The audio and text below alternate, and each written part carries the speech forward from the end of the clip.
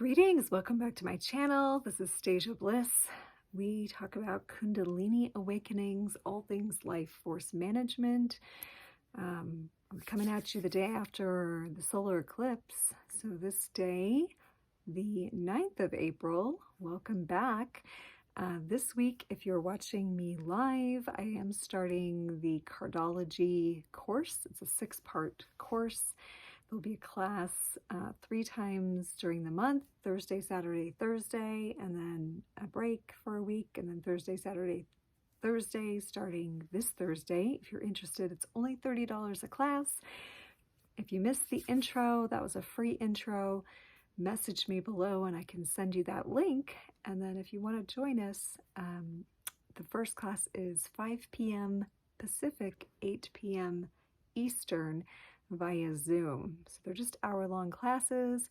We're getting into how to use the cards of destiny, how to look at your own cosmic blueprint, how other people can, how they show up in your life. You can determine that. How our relationships with each other look as it combines numerology and astrology. It's really, really fascinating. So if you want to do that, go ahead and send me an email. My email is below. Let me know that you would like to do the cardology, you want the intro, and I'll get that to you. So today I wanted to talk about, as people go through their awakening process, the process of the Kundalini awakening, as we go through our stuff, as we're blowing out chakras, as we're evolving, how do we handle each other? How can we support this process in one another? Because it's really easy to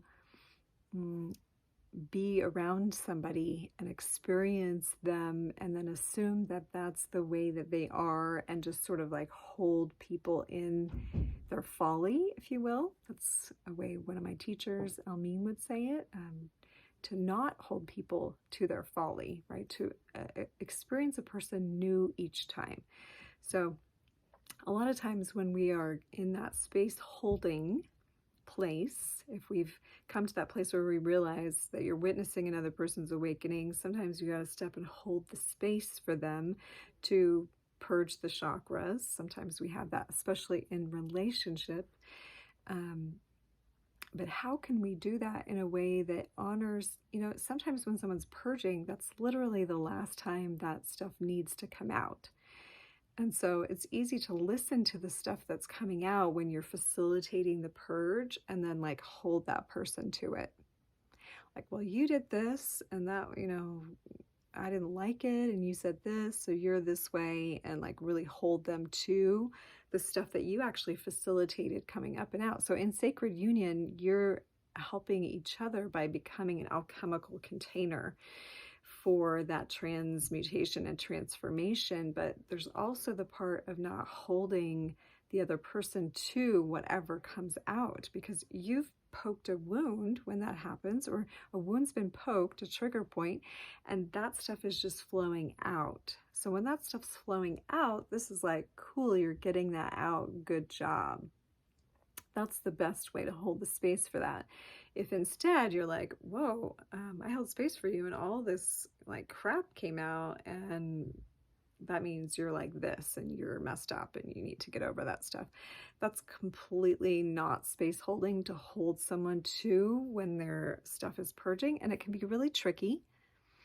And the only way to really do this in a healthy way is to have your third eye awakened.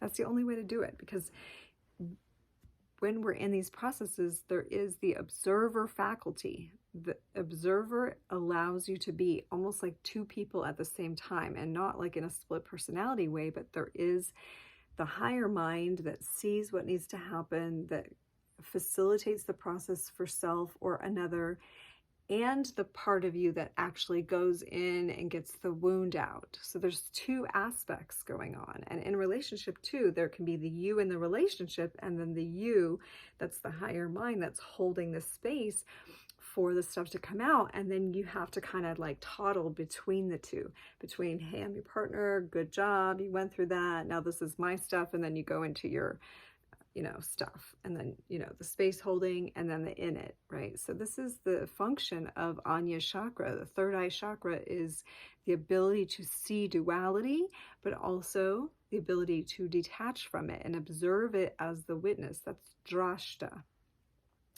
So again, like I said, this can be a tricky feature in a relationship. You hear people say, well, people tell you how they are and you should listen. Okay, yes, like if you're just like going out with someone for the first time, maybe that's true. But also certain people, especially people holding a certain frequency, can actually draw out stuff from the people they're around. So maybe you're one of them if you're here on this channel. Maybe when you get around people, and maybe you're like this too with other certain people, where your presence alone is enough to facilitate a purging or a releasing of psychic centers. So when that's happening, it takes a certain level of consciousness to recognize, oh, like I'm assisting them in clearing some pattern. And so to be able to hold that space, right? And allow that process, and then be able to come back and like be integrated about it. Or to be the one who's like, this stuff is coming out. Okay, that came out. Like, thank you for holding the space for that. And now that stuff's gone. So this is kind of a tricky little bit of practice for us. It's really easy to loop that stuff back in if we attach ourselves to it, or we identify the other person with what they're purging. Same with when it happens to ourselves. Like if we are going through a process in our own psychic centers, but we don't have third eye awakened, we can't witness, it's easy to see this like reality come up again. Take like poverty consciousness or something, you work through it, you're in second chakra, you're doing all the practices and so forth, and then an opportunity, which I've called in other videos, opportunity comes to initiate a new reality. And so a situation pops up that tests your poverty consciousness, tests your ideals about money. And it's an easy time to loop back to the old way, thinking, oh no, I'm in this situation again. And here it goes again, when really it's an initiatory moment to use your higher level of consciousness to move through that issue and initiate out of it. So just like with self, with another person, when an issue is coming up and you're able to go into holding space for them, they're getting an opportunity to move to another level of consciousness. So if they're able to get it out and you're both able to witness and reflect, wow, good job, it came up and out, now how should we talk about it, as if it's like a foreign object or as if it's somebody else's stuff and it just came into play. If you can do that, then that pattern or that behavior or that old belief can move its way out. And that's why the alchemy of the relationship, of the trigger, was there in the first place as an opportunity to initiate a new behavior. So it's really important when that occurs to not be like, wow, I thought you got over this, but here it is again, and loop it back in and like pin someone to their folly. That's what I want to get back to, like not pinning people to their previous folly, but allowing for and making space for it, and even assuming that evolution is occurring, assuming maturity is occurring, so that when you hear the thing, you're not immediately like binding them to an old reality. That's the best kind of friend or partner or family member that we can be to somebody else, is to be a witness, hold space for their old belief, and allow them the opportunity to shift that in the moment. So that's today's message. If you have any questions about that, leave me a comment below. If you like this video, go ahead and please push like. That helps me a lot. Subscribe, share it with somebody that you think could help with, and I hope to see you back again tomorrow.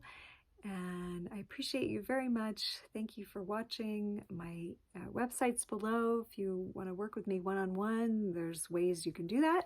And also my email is there. So again, if you have any questions, if you'd like a personal reading, you want to book me to speak or help you at an event, in any of the things that I do, please send me an email. Or again, if you're interested in the Cardology 6-part course that's coming up this Thursday on the 11th, 4/11, please also send me an email about that. And I will see you again soon. Namaste. I love you.